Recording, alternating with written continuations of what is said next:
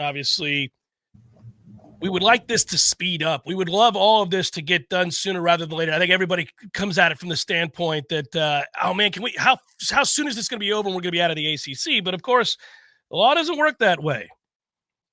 Mike Tomkowitz joining us now on the Jeff Cameron Show, commercial litigator, trial lawyer, shareholder, Gray Robinson. Mike, let's welcome him in and say hello there. Look at him dressed up so nice like a lawyer is. How are you, buddy? Pretty good. Going on camera, and you got to throw the tie on, you know. Did the right thing. Hey, by the way, so you recall you had just become famous after asking Jimbo, where's the loyalty? And I ran into you where? At Momo's. That's right. That's right. There it is. Momo's. And we were all in a good mood and smiling. And I was getting pizza to go. We had a celebratory beer of the moment. And now fast forward all these years later, and hopefully we're having a beer to celebrate Florida State leaving the ACC in timely fashion. But something tells me, given that it's a lawsuit, that won't happen anytime soon, right? It'll take a long time for this to get worked out. Yeah, I think when you look at it, originally everybody hoped that there would be some kind of negotiation right off the bat and that we would come to some quick agreement. But the more that you get into it and you watch how the litigation is unfolding, it looks like the parties are really entrenched in their positions and that there isn't going to be a quick solution here. All right, so it's interesting. There was an amended complaint and it added offensive claims against FSU. They were seeking monetary damages. Tell me what that means. I like the football terminology added in there. So, yeah. Now, let me remind you, I'm with a big firm, so they've asked that I indicate that everything I say here is my own personal opinion. It does not represent Gray Robinson. It's basically me, Mike Tomkowitz, as an FSU fan and a lawyer in the community. So to get into that, there's some speculation as to how we even got to this point and why there is an amended complaint right off the bat. So what you saw originally was the ACC tried to beat FSU to the courthouse, and it filed a 2-count complaint basically the night before we were authorizing the filing of our own complaint. So that was asking for declaratory judgment that the grant of rights and the amended grant of rights were valid and enforceable. Then what happens is FSU files its complaint, and we're throwing the entire kitchen sink at them. The boys over at Greenberg filed a 7-count complaint asking for all kinds of things and basically accusing the ACC of mismanaging itself and thus hurting FSU's prospects to compete long-term in college football. The ACC gets that, they look at it, and either they weren't quite prepared to originally file, and so they had to rush themselves, and they put out this 2-count complaint, and now they're getting back to the real meat of some other things, or they're saying, you know what, we can double down too, and we can go after damages and injunctive relief and make this very painful for everybody involved. And when you look at their amended complaint, that's exactly what they've done. They've added these injunctive counts saying, not only do we want you to say that the grant of rights is enforceable, but we want you to give us the power to stop Florida State from basically torching us and saying that these grant of rights don't work anymore. More importantly, I think they really amped up the volume by adding in these additional counts for damages, basically seeking to claim that we breached certain agreements or fiduciary obligations or implied duties under contracts, and therefore they're entitled to money damages, which they haven't yet determined, but they say in their opinion is substantial. So that's kind of where they're amping up the volume. When you look at the sum and substance of what they've alleged back at Florida State, you start to question whether or not there's any real way you could unwind this without us leaving the ACC. That's awesome. Okay, so with the ACC's motion to seal being renewed, notes that FSU intends to oppose the motion. So is the first big showdown, is what I'm going to ask you, over whether the ACC gets to keep the agreements confidential with their filings? So basically, the ACC is alleging that FSU already let the cat out of the bag. That's part of their counts are a failure to maintain the confidentiality of these documents, and they're seeking money damages connected with that. There probably will be a round of discussing what's actually confidential. Should these things be confidential? That's going to all happen in the future. And right now, you've got an amended ACC pleading. You've got the original FSU count.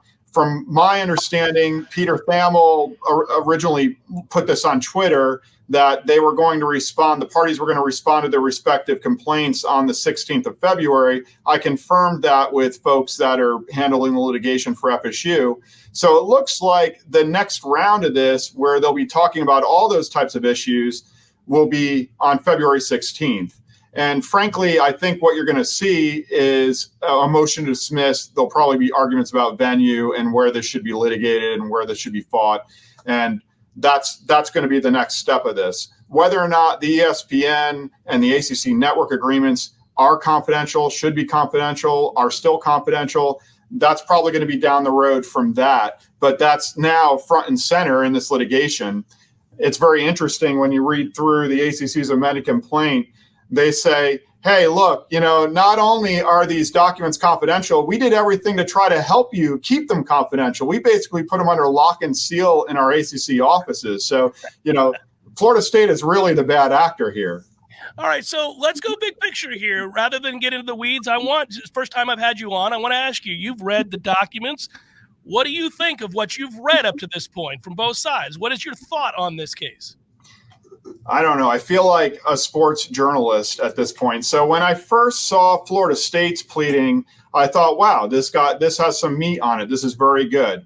When you look at the ACC amended complaint, it definitely has some punch. And the way that they address the allegations, that was the other thing that you notice in the ACC's amended pleading, is that a lot of their allegations, not just the added counts, but the factual underlying allegations, appear to be addressing some of the stuff that was alleged by Florida State in its complaint. So it's kind of like they're answering us without actually answering us. It's a nice move on their part.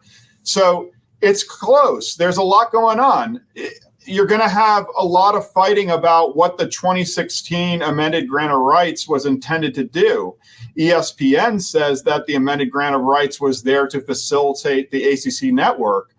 FSU seems to be alleging that the 2016 grant of rights was intended to effectuate the ESPN media deal. So what's really the facts and what was happening there, that's probably going to be parsed out with the documents and emails and deposition testimony between people that were either involved in it or currently holding leadership positions. So there's a lot going on. I think that probably the biggest takeaway is that the ACC is not just content with saying we want our grant of rights to be found enforceable. They're saying, look, Florida State's on the hook for money damages for taking it this far. So, I don't know where this ends up going. I think that the only way it can end is with Florida State leaving, paying somewhere between $0 and $572 million, maybe even more if the damage counts are substantiated and there's some real damages that are created by what ACC has alleged that Florida State has done. So it probably gets very uncomfortable for you if I say what fans are thinking, which is, in your mind, will they come to a negotiating table at some point and never see this play all the way out? In your opinion, do you think that's where this ends? Like that number, let's say that number, we don't know what Florida State's hoping that number is. I'm sure they want it to be $0. We know it's not going to be that in all likelihood. But does it seem likely to you that this will end up being something where we one day wake up and go, hey, how about that? They're out of the ACC for $300 million. Yeah, well, I'm not inside the negotiating rooms here, and I believe that the parties are talking about these things, or they will be talking. That you have to get everything set up in the litigation, and when it starts getting into discovery, that's probably when there'll be more talking. Once we kind of have an idea of what claims are real, where is this going to be fought? Right now, you don't have any idea about the risks that the parties are facing, because the ACC feels pretty confident we're going to argue this thing up in North Carolina. FSU feels pretty confident we're going to argue this thing down here in Leon County.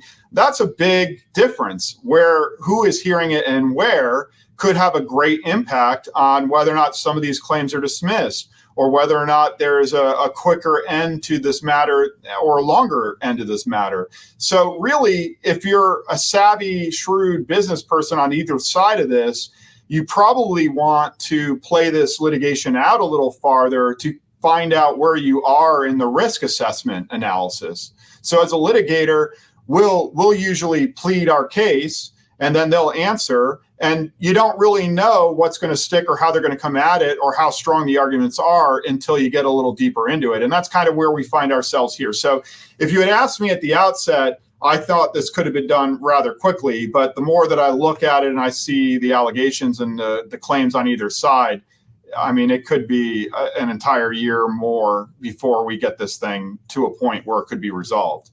Yeah, more than that seems kind of where I thought you would say this is going. It's frustrating for everybody, but at the same time, that makes sense. I'm just curious too, Jeff. Like, if I could come in here and tell you it'd be done next week, I really wish I could do that. But like, Well, okay, so you're a fan and a lawyer, and it's important because I'm curious. When you first heard about the lawsuit, I'm taking a few steps back now.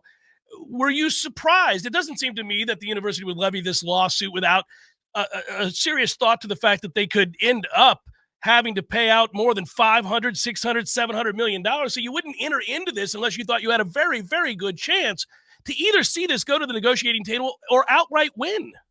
Yeah, and I believe that they completely thought that. And I've spoken with people that are involved in the litigation, and they feel very strongly about what they've pled.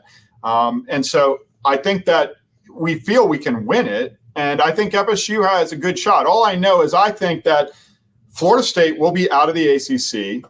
And I mean, if you want me to guess and throw out a number, I mean, I think it's somewhere around what the withdrawal fee by itself would be, maybe a little bit more, maybe a little bit less. It depends on how all this shakes loose. The ACC has done a good job trying to up the volume and make this a bigger matter with more money at play and more damages in an effort to try to strengthen their negotiating position. I think it also was important to see how the other schools react to the litigation and whether or not they get involved. That could tip the scales one way or the other too. If there's 4 ACC schools that want out and somehow either join our litigation or institute their own actions within their home states, that could change the dynamic and whether or not the ACC wants to fight a forefront war and what they think that looks like as far as risk assessment is concerned. Because if anybody gets the grant of rights invalidated, that basically lets everybody out of jail. So yeah, it dissolves the conference. Basically, they're screwed. Well, and that's an interesting point, because when you look at the amended complaint, you start thinking to yourself, wow, it's like they're fighting for their jobs here. And that's really what they're doing. So I feel like the ACC has gone pretty ballistic and nuclear as far as how they've alleged this aggressively and tried to put everything that they can out there on paper. Okay. This makes a lot of sense. And I'm glad to hear that affirmed, because it seemed to me that it was awfully punitive to file ahead of Florida State. Like they were ready to go to war, and they beat Florida State to the punch to some extent because of where they want this heard, right? That's why they did that. I would assume they want that in North Carolina, and by beating Florida State to filing. Is that the hope? Yeah. So again, I'm speculating, so I don't have any real knowledge one way or the other, but me as a lawyer and a strategist and doing litigation, yeah, they wanted to get ahead of Florida State. I feel like they kind of rushed to file, knowing that we had the Board of Trustees meeting coming up and them guessing correctly what that was going to be about. And so they tried to get the first filed rule in play, where they filed a lawsuit up in North Carolina. That's where this thing should be litigated. Of course, there's an exception to the first file rule that if you're doing it just to get in front of someone and gain a tactical advantage, then perhaps the first filed rule doesn't get followed. So yeah, there's a bunch of jockeying. They filed it quickly. They tried to get venue where they wanted it. Now they're coming back and they're saying, well, Florida State's got these damages claims. We can do all that too. And by the way, we want them to not participate in operation and management of the conference while this is ongoing, because they're not being good partners and fiduciary members of our organization while they're instituting this lawsuit to try to undermine the grant of rights. All right. February 16th. Is that what you said? Yeah. So February 16th, go out, have a great Valentine's dinner with your spouse or whoever, and then buckle up, because that's going to be the next part of this. The only other thing that's really occurred beyond the amended complaint is it looks like the parties have obtained what we call local counsel, which is important for litigating these things. So I was just reading the back end of that amended ACC complaint, and it's important to note that they have listed as on the service list some North Carolina lawyers from Bradley, Arendt, Bolt, Cummings, LLP, as counsel for defendant. And I believe that we're the only defendant in there. So I assume that these folks are now serving as local counsel for Florida State up in North Carolina, but I'm not sure. Here in Tallahassee, the ACC has engaged a local firm, Lawson, Huck, Gonzalez, who appears to be a bunch of Gator fans, to help them with the ACC litigation in Leon County. So all those lawyers, they're talking about what they're going to do and what they're going to file, and we'll get to find out on February 16th. Nice shot. Nice shot taken there. Well done, sir. Hey, Mike, it's fun catching up again. We'll do it again here real soon. I'll have you back on the show, the next big thing that comes up, and then I'd love to see you off the air as well and catch up. Be good, sir. Thanks for the insight. All right. Thank you so much, Jeff. All right. Take care. Mike Tomkowitz, commercial litigator, trial lawyer, shareholder, if I could speak, Gray Robinson. That was good. That was good. A lot to digest there, think about. And so February 16th, he said, go out, enjoy Valentine's Day with your significant other, and buckle up. Most people go out on Valentine's Day with the hope of unbuckling.